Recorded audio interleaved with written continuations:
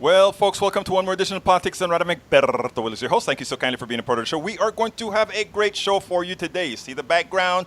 Well, you know the big debate is mañana. The big debate is tomorrow, and we are going to be there. We don't exactly know how things are going to run. I went out there. In fact, it's been a busy morning, mid-afternoon, because we had to go out there and get credentials. And after getting credentials, I wanted to take a little bit of photos so that I can bring those to you and say, hey, this is what's happening here in Houston at the Texas Southern University, and let you guys know that things are happening. So it is my pleasure it will be my pleasure tomorrow to bring you 612. I see that there's somebody on the line already. I'm going to ask you guys to hold out a bit. Now, today we're going to have an interesting subject.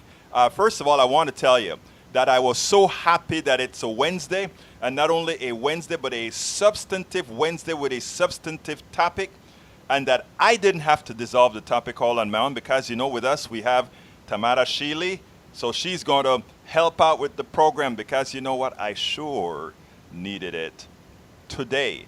But anyhow, folks, the main thing that I want to talk about is why run Progressives 2020 to ensure a lasting win. And I'm going to explain why we must do that. Title of the show, why run Progressives 2020 to ensure a lasting win? I should have put why run Progressives in 2020. I missed the IN, but hey, we're only human. For those who think this election is in the bag, better think again. To win, we must show we are not only getting rid of Trump, but providing something. Progressives, not only progressives, but providing things of substance to all the folks that make part of the different identities that make up this country, and with that, the Democratic Party. Progressives have found their message and have no fear. When I say progressives have found their message, I've noticed it strongly in the millennials, strongly in the young Gen Xers, strongly in the Gen Zs and lower. But we still have a lot of work to do with our older Gen Xers and our baby boomers and the ones that are left from the great generation, but it's a work that we are going to do. So, without further ado, let's go ahead and talk to the one and only Tamara. Tamara, how are you doing today, my friend? Hi, good afternoon, my friend. Good afternoon, Politics Done Right family. Well, you know, today is a day. Yesterday, we had a nice, good election in North Carolina. And who happened to win North Carolina but the Republican, not by 12 points, but only 2 points? That bodes well for 2020.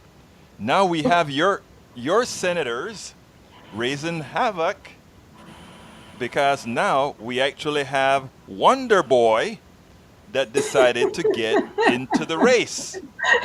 612, I'm coming to you in a little bit while we have Tamara on, but I want Tamara to tell me a little bit about Wonder Boy, because it seems like while everybody is happy that Wonder Boy decided to run, it seems like one of our most renowned activists in Georgia, Noah Changa, has some issues that she wish he would clear up. But I'm curious to see what you have to say about El Señor Ossoff. Wonder Boy, that is hilarious, Egberto. So, yeah, so John Ossoff has entered the U.S. Senate race against David Perdue, and it will be quite interesting here in Georgia because John Ossoff, for those of you that aren't familiar, ran the most expensive House race in the history of this country between he and Karen Handel. So when Donald Trump was elected, he took Tom Price, who was the representative in that district, the congressman in that district. He took him to Health and Human Services. So that became a vacant seat. John Ossoff raised a whole lot of money to run that race. The most Well, he was the expensive. right kind of Democrat. Yeah, he had that look. I equate this man to like Elvis Presley. He has like a fan base that is literally a fan base. Let me Like ask they you to hold love 1 him. second, Tamara. Folks, I know you may think this is just Georgia politics, but we have to win the Senate. So we have to do this right. So this is one of the most important races in the country because Georgia has the potential of bringing 2 Two. senators. Go ahead. Sorry for interrupting. No. You're right. We have the potential for getting the opportunity to elect two U.S. senators at the same time because Johnny Isaacson, who has been ill for quite a while, will not complete his term. So he will, the governor here in Georgia, who's Brian Kemp, who won over Stacey Abrams, won, quote He didn't unquote. win the race. We know that. Yeah, She did. yeah. It was a whole lot of stuff going on here in Georgia. So he gets the opportunity to appoint someone to finish out Johnny Isaacson's term, but there will be an election in November for the U.S. Senate for someone to actually finish his term, which will be up in 2022. So we will have two senators up. We have two seats, U.S. Senate here in Georgia that are going to be up, and we could take it. But I'm gonna just be honest that if the Democratic Party does not have a very progressive message, like what you were just saying, Egberto, we're not going to get both of those seats. I'm not real excited because I don't see the progressives pushing to the extent the progressive agenda being pushed here in Georgia to the extent that it needs to in order to continue what Stacey Abrams started. And she came on TV, Tamara. Stacey Abrams came on TV and pretty much said exactly what you said. The Democratic Party has to get involved, and they have to put the people there, and they have to believe they can win. And I want to say, I think you said this, but I want to make sure. And normally when you have these two senators running at the same time in any state, one party takes both.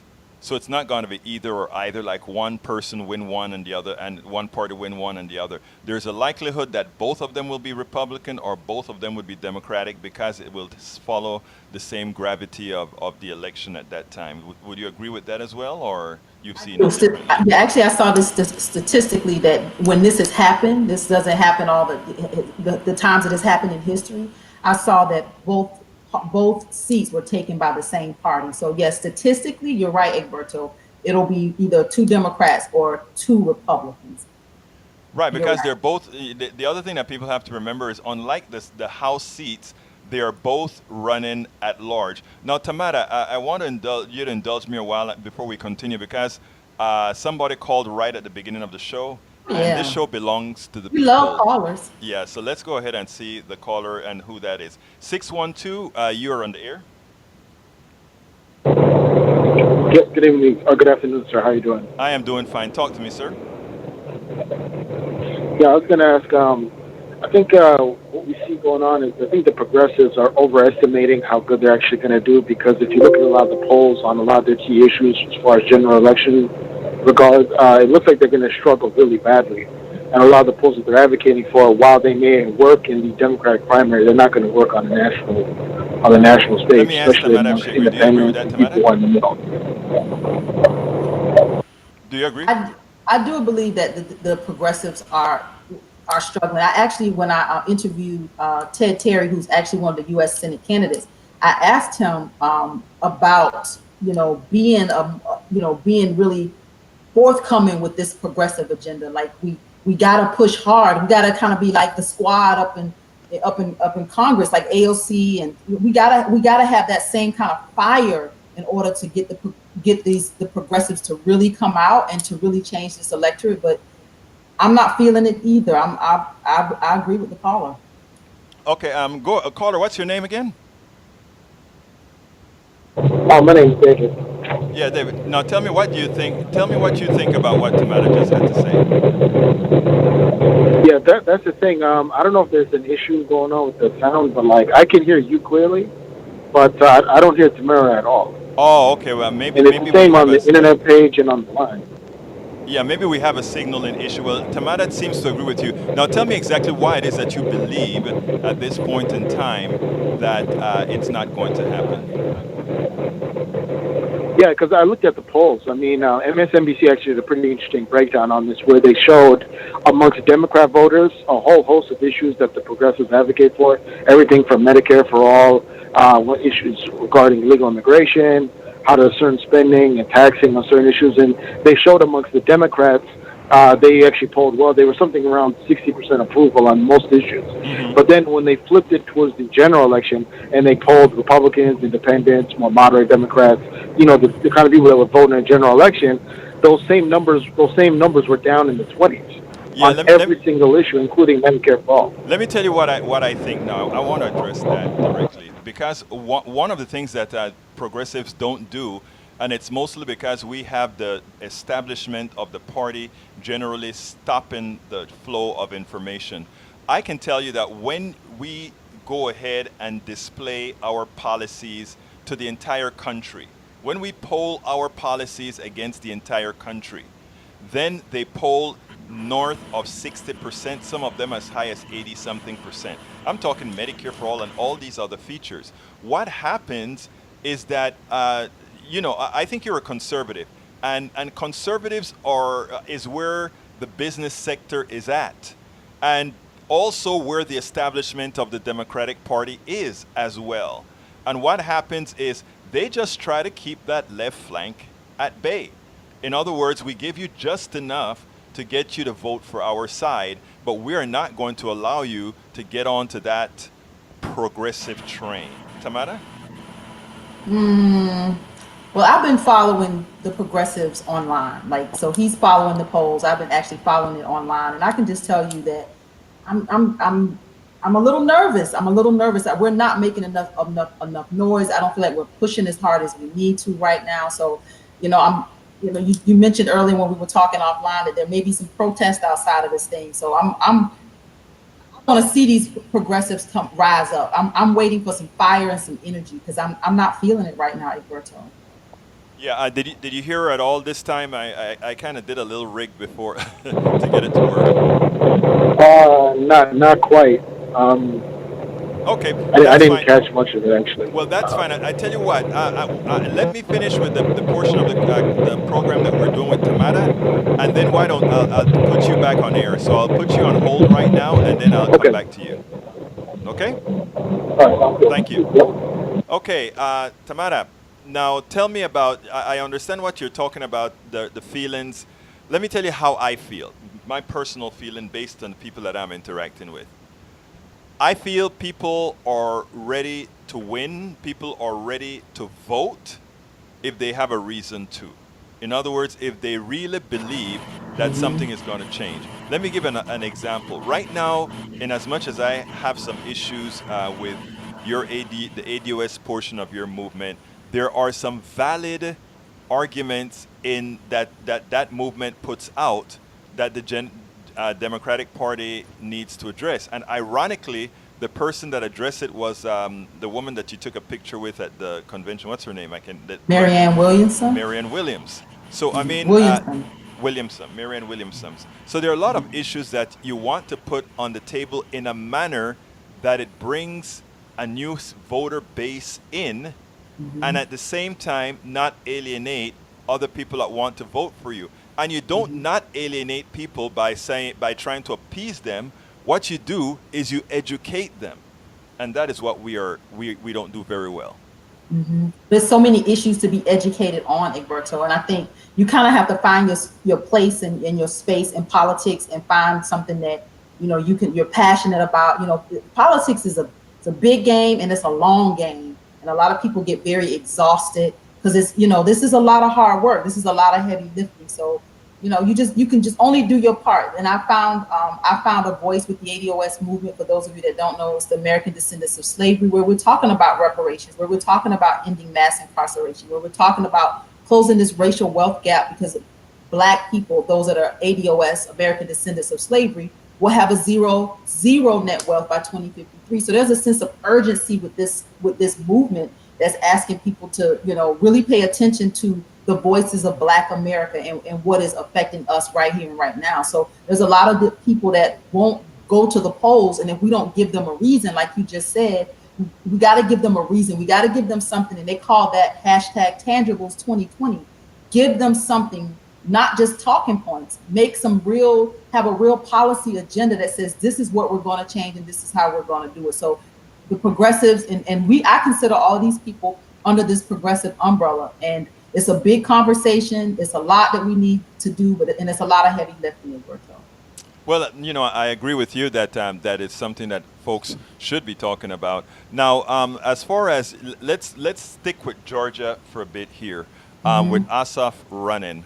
What are your thoughts as far as Asaf is concerned? Does he stand a chance? Does he have enough of a cred in Georgia? And I'm not just talking about the Atlanta area, but I'm talking about Georgia proper. Georgia's a very rural state, so No, I'm nervous.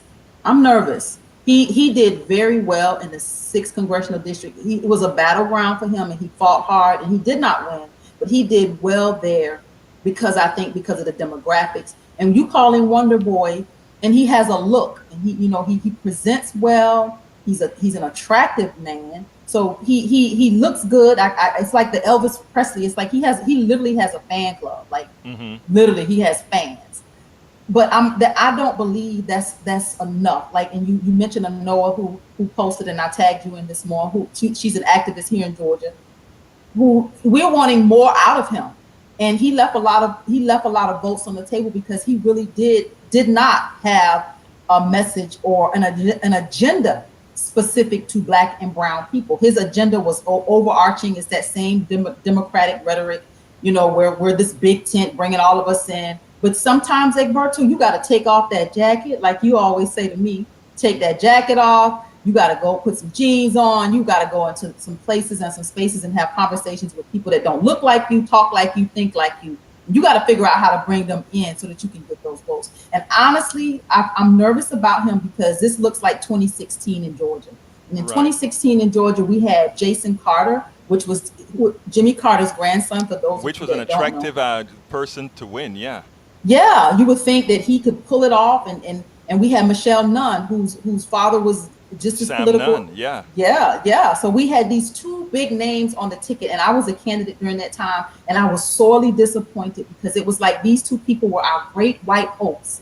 And not to say anything, I'm not being disrespectful, but they were. The party looked at them like they're gonna save us all, and we lost. Yeah, well, one of the reasons it is what I always say, and I'm going to talk to the caller about this a little later after we're done. Um, you know, people think what we have to do is hide our progressivism.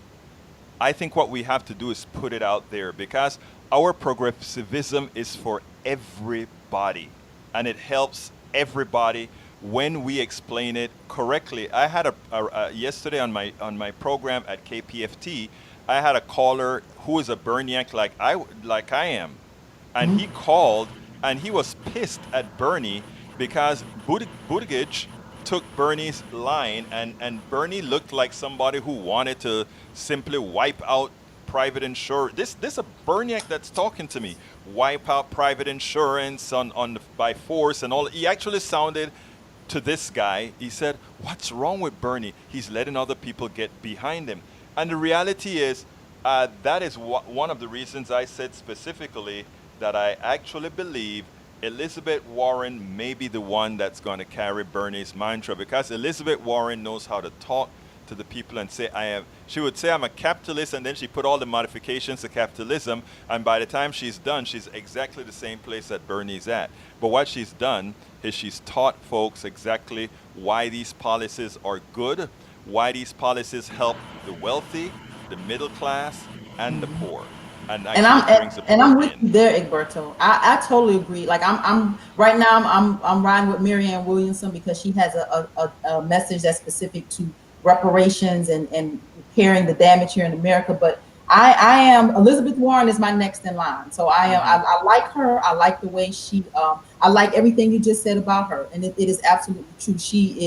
She will be the one to take Bernie's message to the next level and really bring in the rest of America. I'm excited about Elizabeth Warren. You're a religious person, so you would understand what I'm going to say here. I'm a spiritual person. You're what kind of person? Spiritual person. Spiritual person. You're a spiritual person. Well, Yes. you'll understand what I say here, and that is, remember that Moses didn't make it into the promised land. Yeah. He took them to the edge. Yeah. And then somebody took it over. And what I'm trying to talk to my Berniacs about is, if for those who love Bernie, if Bernie becomes the nominee and ultimately the president, great. But don't fall for Bernie or bust or any of that crap that says, if my guy doesn't make it. Let's get somebody who gets into the promised land. whoever that is. And I think that that those that were or are behind Bernie Sanders, I haven't seen a whole lot of that where they're going to do the Bernie or bust again. I think they see Elizabeth Warren as, I'll have somebody on my show that wrote the book Bernie or Bust, and he's oh going to say no. exactly that. Yeah, and everybody has a right to politics done right. So if he wants to be on the show, I've got to put him on the show. Well, I hope that doesn't happen because I just think that Elizabeth Warren, you're right. She may be the one to take us into the promised land. And so the thing that I want to say before we close out, Tamara, which I think it's important, right, is I think education, and people say, oh, we don't have time to educate or whatever. The only way we are going to get those new voters in is to educate, because they are right now, they don't care. The amount of people that I speak to right now, and I'm talking about across the board, that just think everything is going to remain the same, might as well stand. That's where the caller is actually right. Where he says the enthusiasm, the Democratic number was way ahead of the Republican number, and now it's back to even as far as which party do you prefer. And a lot of people are saying, oh, the reason for that is the debates. And I'm like, no, it's not the debates. It's just the center of gravity. What you have to do, the center of gravity is about 20-something percent for each party, and everybody else in the middle. Not in the middle. There's no middle. Everybody else somewhere else. You have to be able to galvanize those people to a position. And you only do that, I think, by educating. Well, I don't know. Think about how Trump won, Egberto. He didn't educate his voters. He made a lot of false promises. He didn't. So I'm not saying But he didn't win. Let me explain. Let me explain what I mean. He is our president. Neither. Your president. No, well, it's our president. But neither candidate did a good job in attempting to educate. Neither candidate did that. In fact, Hillary lost this election. He didn't win. She lost the electoral college. He didn't win the electoral college. She left out Pittsburgh. She left out Detroit, and she left out Milwaukee. Those three cities alone would have won her. Those three states would have won her the election. Yeah, but Trump said, remember the he said, I love the uneducated. Remember he made that he said he loved statement? dumb people. Yes, he did, and they take that as a marching order. they love it. They take that as a marching order. So, but anyhow, give me a closer, my dear, and tell me what are your thoughts, and tell me about your next program. Awesome. So I hope that anybody that's intentional about running for office and paying attention to politics right now is no time to be moderate, right in the middle. I think you really need to take a stand and really those of us that are progressives, let's not sit on the fence. Let's go hard right now. So you can find us every Friday. I am Tamara Johnson Shealy on Tamara for Georgia right here on Facebook and YouTube. We do a broadcast where we talk about Georgia politics and all things Georgia, and it's never a dull moment right here in Georgia. And lately, it sure has not been a dull moment. I've been on the show, I guess, 2 weeks in a row. Well, I'm always on the show on Friday for a few seconds that you give me. And you guys been getting pretty rough out there. Yeah. Georgia politics, like we will be a battleground in 2020 with these 2 U.S. Senate races. And I'm just hopeful that we can really galvanize, and they have to do what Stacey Abrams did. She actually has that to me, that's a blueprint for what we need to do. And I don't know if the candidates that we have now that are running are going to be able to do it. I'm a little nervous, but a lot remains to be seen. Tamara Shealy, thank you so kindly for being here every other Wednesday with us. You bring quite a bit to the program. I really do appreciate it. And you have a wonderful rest of the day. Awesome. I look forward to seeing you tomorrow at the Democratic debate at Berkeley. Will be. Have a good one. All right? Thank you. Take care. Folks, that was Tamara Shealy. As you can see in the background now, we are at Texas Southern. Well, we're not at Texas Southern. That's the background for Texas Southern, where we are going to have the debates. But let me bring back the caller in, because the caller had some very interesting information. Caller, you're in, and I forgot what to ask you. What's your name again? My name's David. I'm sorry. David? Oh, David. Okay, you're in a truck, right? Yes, sir. Yeah, okay. Now, okay, David, the floor is yours. As you were talking about progressives and what we thought about winning in 2020. I'm very interested in what you have to say.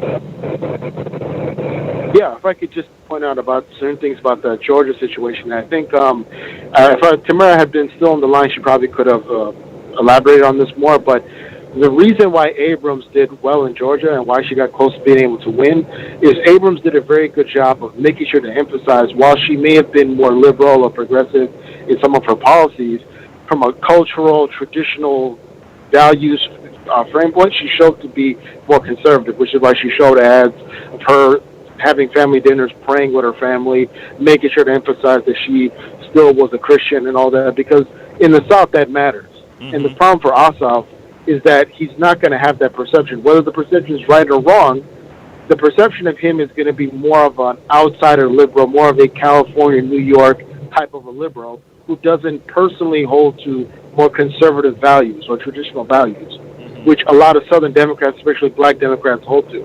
Which is why I think if the Democrats wanted to win Georgia, they'd be better off having Abrams run for the Senate than a guy like Ossoff. Ossoff will get destroyed in the Senate race. You'll see. People don't believe it, but because I know the South very well, and even Democrats in the South, their cultural views are very conservative. Most people in the South still go to church every Sunday.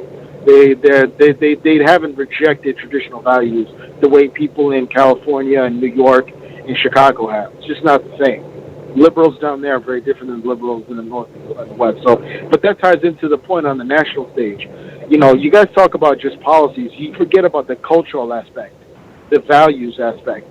And that's also leads to why there's a disconnect between the Democrats, especially the progressives, and middle America.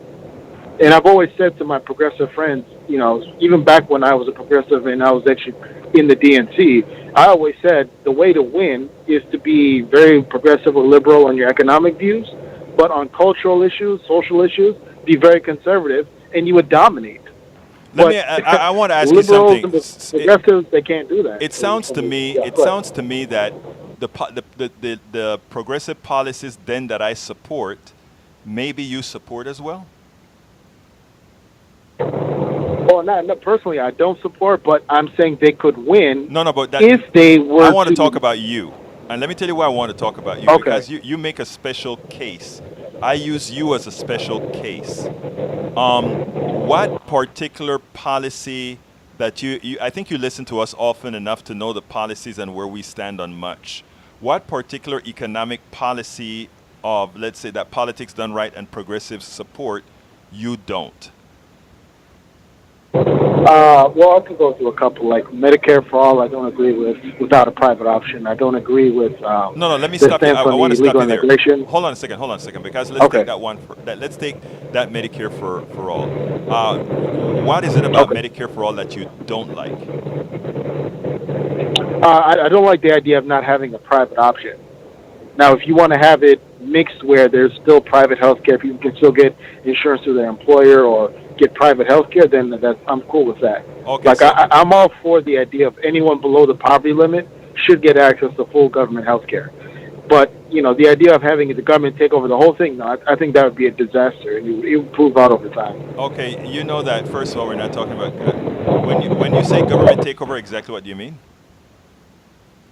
I mean, essentially having the government own and control, run the entire healthcare system. And as a former military person myself, and having people in the military in my family, having seen how the government ran the VA, I just don't trust the government's ability to actually run efficiently and operate our healthcare system in a good way. I don't think they could do that. What percentage of waste do you think is in the Veterans Affairs? What percentage of waste would you say there is there? Let's say it again. What percentage of waste would you think there is in the VA? Oh, it's not just the waste. It's just how they do things. Right? It's the way they, deal with the soldiers. It's the way that they process things. It's very inefficient. And there's a general culture of lack of accountability, which I'm sorry to say happens in a lot of governmental industries. Like anyone who's been to the DMV, you know what I'm talking about. where it's like government workers have this idea of like, because they're not really accountable like the rest of us who work in the private sector do. The way they do things is very sloppy. They're not professional. They don't treat people with respect. And anyone who's dealt with the VA, been in the DMV, you know exactly what I'm talking about. Well, the You reason know that yeah, the I know that. mindset. I wanted the audience to hear what you had to say, right? Because everything that you have to say is certain. I can find several private entities that are just doing that with a smile, right? I mean, the most efficient delivery service right now is the U.S. mail, and now people go to some mail stores, and they But think about that, sir. That wasn't always the case. The U.S. Post Office had to improve their service because they had stiff competition from UPS and FedEx. let me correct That's a some. reality. Remember, No, no. there was a time when the post office was actually going to go like it was about to collapse. Actually, that was the statement. That was never the truth. But let me tell you something else about that, about the post office, right? To date, there is no delivery company that can match the efficiency of the post office. And the first savings alone is not having shareholders and profit. That's the first big saving. Secondly, it has more coverage than any particular shipping company in the United States, because it goes places that in the aggregate isn't profit. I mean, that is individual is not profitable, but in the aggregate is subsidized by us all, so that every reach of this country, every part of this country can be reached. Those are things that can't be done from a private sector. I don't have anything against UPS or FedEx.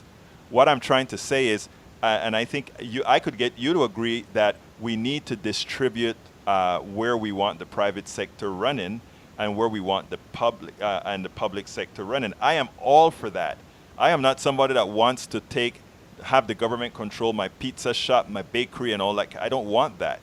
But I think there is a place that both conservatives and progressives can agree this is where that line should be drawn, don't you think? Oh, absolutely. When it comes to the government essentially subsidizing people's lifestyles, taking care of people, for me, I believe certain people in our society should be taken care of. Certain the weak and the vulnerable, like the elderly, Right. single mother and children below the poverty limit, the mental or physically handicapped. Those people, I agree 100%. They should have full health care. They should be able to get housing. They should be able to get food stamps, and they should even be able to get a form of like a universal basic income. I'm all for that. Where you and me would disagree is when it comes to fully able-bodied adults. And Like to me, I think it's shameful for an adult man to get a handout. I think that's dishonorable for a But man where to did do we that, say- unless you have a physical disability. David, I don't think you would find any progressive that says anything of that nature. Any progressives worth their weight in progressivity say something like that. I've never said that. I've worked all my life and I believe in work. And I think most people believe in work. What I've always said is there is a group of people that would always be degenerates. And as a society, we have to decide what to do about that. We either let them be and becomes the criminal because that's who they are if they are not going to work, or we pay it in some other manner to ensure that doesn't happen. And exactly what the balance is, I don't know. I know it irks people to just say, let's give that person a handout. But if given that, if only a small number of people, I'm not talking about getting it to get out of control, but if it's less expensive to have a killing, a robbery, and incarcerate, and instead do something that kind of irks you, that damn able-bodied person should be able to do something, which is the best thing to do? Well, I could flip it and ask you: are you aware of how many? Like, just look at how many people now claim disability compared to the 1970s to now. I agree. Look at how the food stamp situation has been abused and mishandled, and people take advantage of the system. So now, then, you mentioned it about the degenerates. yes. But no, just extrapolate your point. If you then create more policies, like you have a universal basic income, fully subsidized health care, college paid for, all these governmental programs start coming in, it's going to get exploited, and people who are fundamentally either lazy or degenerate are going to take advantage of it, and it's going to encourage more people to live off of the state. And what I'm which saying, is why a lot of people that support these ideas, those are the type of people that they are. A and lot here's of what I'm weed saying. heads, But a you lot see, of lazy people no, I'm support not. these progressive ideas. No, you see, I am not I'm not saying lazy. you are, but I'm saying a lot of people jump on that I bandwagon know, but because let me tell you. they want essentially to not work and be taken care of. Okay, let me tell you. I think you have and this is my opinion about. And the reason I'm entertaining this conversation is I think having a very conservative person like you talk with a very liberal, progressive person like me is something that people can learn something from. Now, what I want to say though is, I think you probably have a misunderstanding of people, and let me tell you what I mean by that. And this, I'm not trying to. This is not an insult or anything like that. I promise. What I'm trying to say is, it starts from young. You are from a foreign country just like I'm from a foreign country. And we learn from these places that you work for what you have. But we are the ones from our countries who want to work. You and I both know in our respective countries, there are a whole lot of folks who are just chilling. You know that, I know that. And we also know that those of us that make it to America, usually, I don't want to call it cream of the crop because I don't want to be patting ourselves on the back or anything, but we were the one that were sufficient, that decided to be sufficiently mobile to move somewhere or move ahead. We know that. Not everybody's like that in foreign countries. Not everybody is like that in America. Now, I want to tell a quick, listen, humor me a bit. I want to tell you something my sister told me. Yesterday was my sister's birthday, and we had a long conversation on the phone. And she's a pediatrician, a doctor. I'm an engineer and an entrepreneur. So she took the doctor portion. I mean, I took the engineer entrepreneurial portion. And she said, we were talking about our kids, and our kids and other people's kids, they always complain about school and always complain about how things are or whatever. But the interesting thing is, I never did, my sister never did, right? We complained about things that had nothing to do necessarily scholastic or whatever. And, you know, we were just talking, and my sister said, you know what, she was also chief resident at the time that she was coming up, and she said, you know what I used to tell my residents? I used to tell, when they asked me, how did you handle that, Dr. Hakoba? And she would say, I didn't realize I had the option. I had the option to complain. And I started to think back about my life when a dope head friend of mine went into a bank and got $40,000 to start his business, and I tried the same thing, and they told me not to bother doing the application. I came home, I said, those SOBs, I'm going to show them, and that's exactly what I did. And I realized that is a psyche that we grew up with. That is a psyche that has to be taught. It's not something inherent to us.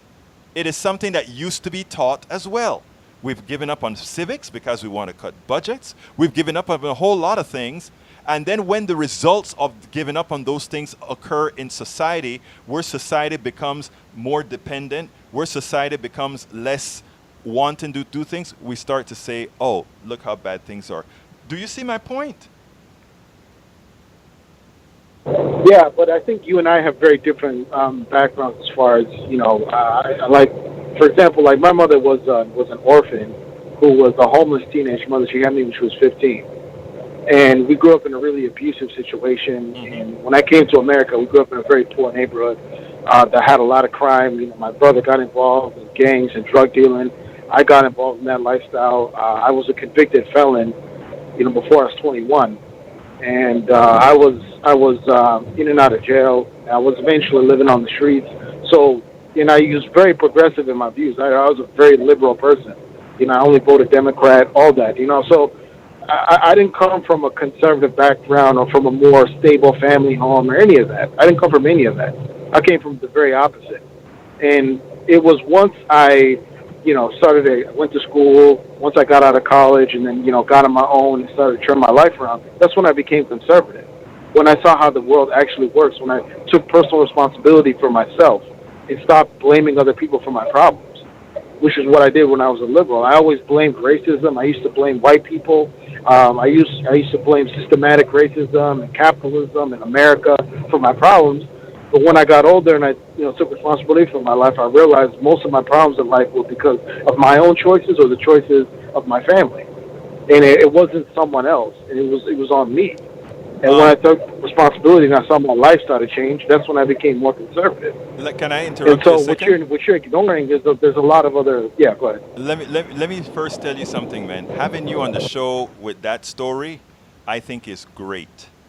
I think your conservatism, and I say this with a lot of respect, is misplaced. And let me tell you what I'm talking about there.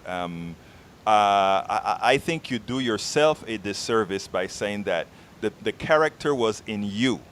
That is where the character was always, that's where the character always resided. And it wasn't liberalism or conservatism that turned you around.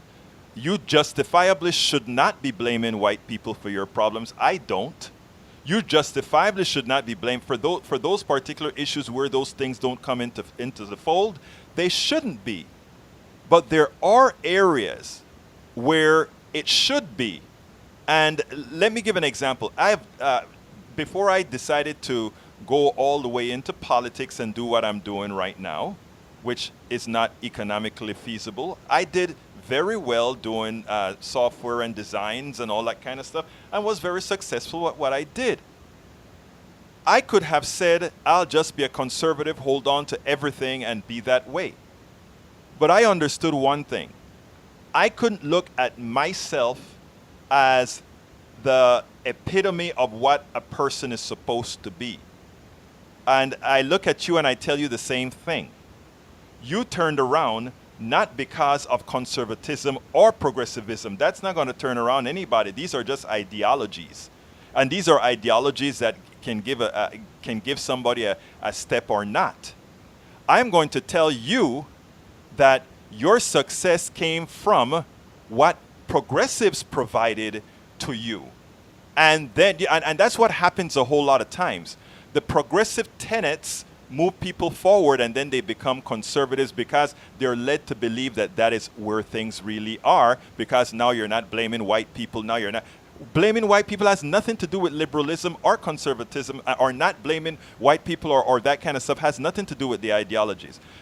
When it comes to myself and that $40,000, complaining about racism did matter, because that is the reason I didn't get the loan. I didn't sit back and fall on myself and not move forward. I found another way to skin a cat. But the fact that I had to do that and my partner who had another company didn't, mean that he got a loan at 6%.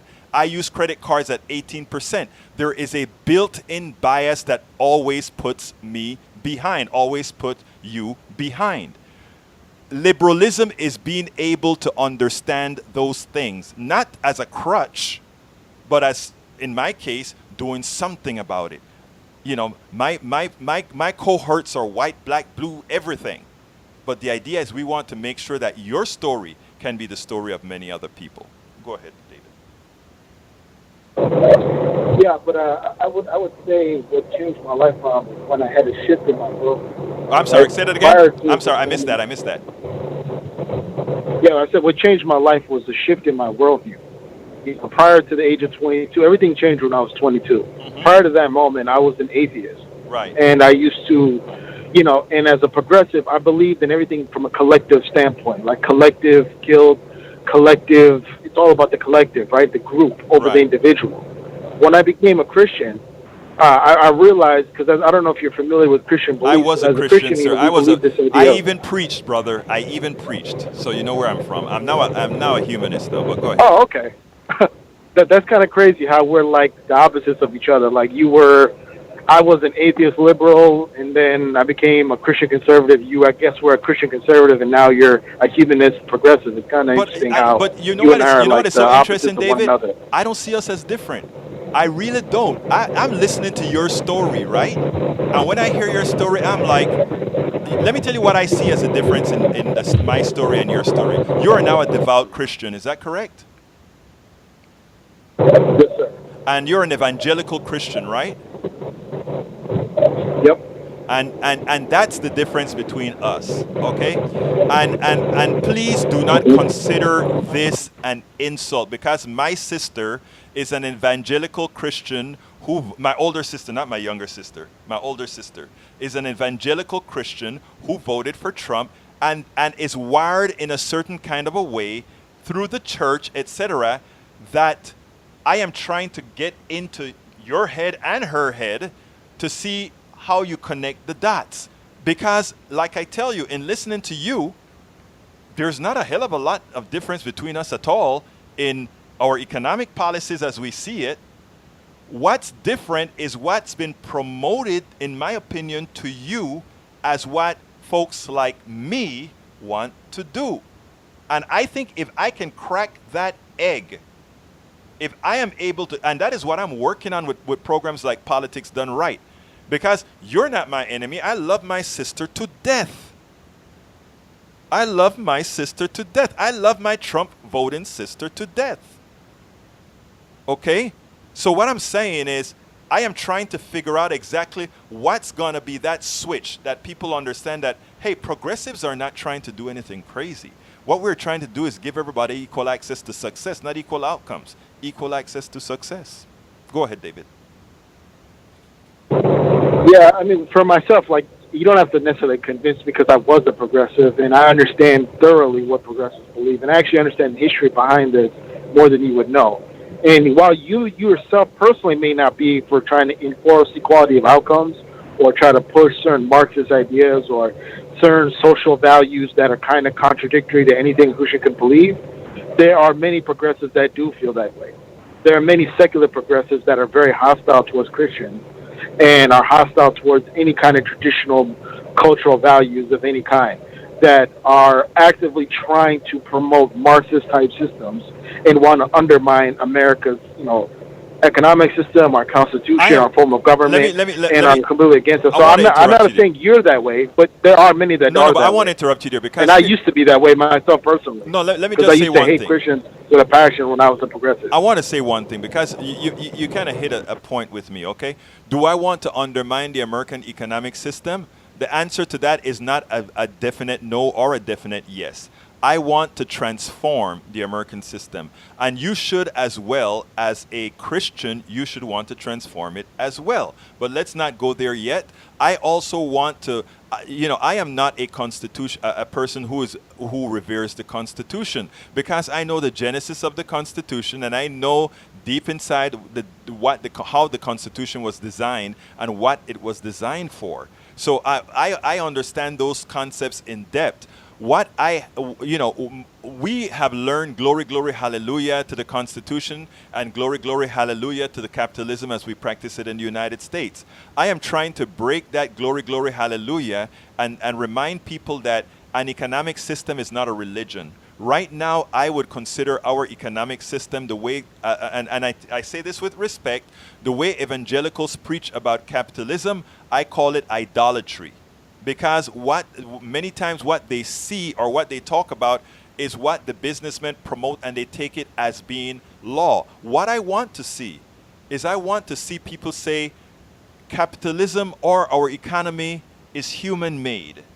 And because it's human-made, let's let the economy fit to humanity as opposed to humanity fit economy. I was on a program a few months ago where a businessman came on and we started talking about doing XYZ to the economy, and he said, yes, I would love to do that, but it would affect business XYZ. And my answer to him is, that is the problem. If you agree that we should be able to do X, Y, and Z, and your answer to me is that how would it affect business in our current economy, you are not thinking broad enough. Let me give it that a little bit further note. Think about it this way. The way our economy works right now, there's a lot of work to be done, a whole lot of work to be done. We have infrastructure to fix. We have dams that we need to build to mitigate climate change. We have a lot of stuff we need to get done. But the next question people ask is, who is going to pay for it? And the question is, if there are able-bodied people ready to work, and there is work to be done, and somehow you cannot connect the two, there is a flaw in your economic model. So the problem right now is we are wedded to an economic model as opposed to saying, how do we change our economic model to fit the realities of humanity? Am I making sense to you? I think that, okay, well, I'll say this. The reason why your previous point about the connection between capitalism and Christianity, it goes like this. I mean, this is what the Christian worldview is and what we're commanded by God to do. As a Christian, I'm expected to work hard, and the fruits of my labor are not to be used for my own selfish personal desires, but instead to help those around me. Right? That's why Christians are called to do charity. Charity is demanded Thank of every you. Christian. I appreciate Same that. is true, for example, but let's be clear. The charity I'm talking about versus the charity of a progressive, two different things. What do I mean? A progressive form of charity is electing government officials to then go and extort money out of other people and then give it to other people. Many of the progressives themselves would be the beneficiaries of that money. Versus the Christian version of charity is when I take my own personal money that I worked for and then I sacrifice that for the betterment of somebody else. See, that's honorable. That's a good thing. What I don't think progressives so. are doing it, and I want to be clear because the Bible is clear about the idea of the protection of private property rights. In the Ten Commandments we have enshrined, do not steal and do not covet your neighbor's property. Right. And what's fundamental to liberals is they have a form of theft and a form of coveting other people's things that they don't realize. You say, for example, and I'll make this point. So when you say, for example, like most progressives I know, and this was for myself too when I was a progressive, is when they advocate for these policies, they are primarily going to be the beneficiaries. They're not going to necessarily be the ones that are going to be the ones paying into it. They're going to be the ones receiving a lot of the benefits, while other people are the ones that are going to be the ones that the money's going to be sucked out of. Okay, that they're going to have the government go in and forcibly remove. That's not a matter of correction. That's a fact. No, it's not. If you're saying you're going to get free health care, free college education, you want universal basic income, you want to have certain aspects of your life subsidized by the government. May I speak? I got to finish. I'll let you finish all of your points patiently. I didn't interrupt you at all. Okay, go ahead. I'm just making it clear the distinction between the two because you can't mix it. As a Christian, for example, the first Christian church, they decided to live together in common with one another, and that was voluntary. It was if you and 10 of your friends decide, you know what, we're going to start a business, and we're going to share the means of production, the profits. We're going to equally split it. We're going to share all things. In fact, we're even going to move in together, and everything each other has, we're going to make a comment to one another, just like the first Christians did. That's great. That's voluntary. You can do that. I can do that. We can all do that. But what progressives want is they want government compulsion. They want the government to go in against people's will, take their money, take their property, take control of things, forcefully take that money out like the mafia, and then in return of you putting these officials in power, those officials then reward you with all these benefits. Okay. That's evil, my friend. All right, you can't get around that. Let me stop you there. First, the first part I want to do is get biblical on you. Remember, I used to preach. Remember, I was a Christian. Give unto Caesar's what is Caesar's, and unto the Lord what is His. But let's forget about that for now. Meaning that alone justifies taxes. But here's the other part that I want to say, and this is the part that conservatives don't generally understand, and that is, you think you're driving a truck right now. You have your own business, and you know what? I am proud of that. You should be proud of that. And you go out there and you earn your money. But the reason you were able to have that business is there were engineers who developed that motor who went to school that people paid taxes to get it done. So what I'm trying to say is there is, and I don't have the breakdown and proportionalities and all of that. We could have scientists go ahead and statisticians go ahead and do that. But we live in a commons. In other words, your success is not just your success. Your success is based on what a whole lot of other people did for you. I had a chip on my shoulder. All when I told you about the loans that I got, etc., I had a chip on my shoulder. And I've been humbled by, I'm self-humbling now, okay? In other words, somebody didn't have to tell me, well, you know something, you didn't do that all by yourself. I came to that realization on my own. When I started to become super liberal, I came to that realization on my own. And that's why I try to say when I talk to people, I want them to come to these realizations after they talk to me, sit down and think about it, decompose it. I came to this on my own. I realized that I've designed software that does magic. I remember there's one called the 9-bit protocol drop RTS. I mean, that stuff, Boeing Aerospace and all of those guys use that baby. The Jet Propulsion Laboratory used that thing because I made Windows do something it wasn't supposed to do. And I chip on the shoulder, right? But then I think about it. And then I think I went to the University of Texas, and how many Texans before I even came to the States invested in that university? How many Texans bought the first 8080 that I got my programming gravitas on? How many Texans? And I started to go through that whole iteration of what was done previous to me. And I had to be humbled and say, you know what? We are a commons. Yes, you work hard, but we have to come to the realization that we are dependent on each other. And when I came to that realization, it was like a light bulb. The cockiness of, hey, yeah, I know how to do that. I can make this CPU, I can write in assembly language what most people can't and make that thing do that. But then I realized, thank you, Texans. Thank you, America. Thank you for giving me the platform where I could do that. And I think more of us need to have that. We have to close out with you. I'll give you the closing statement because I got to get out of here. Yeah, no, and I appreciate you again having me on the show, and I really appreciate the discussion. If I could just say, so when it comes to that, I agree, and this is what most conservatives agree, and I agree with paying taxes. I'm not saying it's bad. You're and I say up. that progressives, yeah, what I was saying was my issue is not with taxation itself.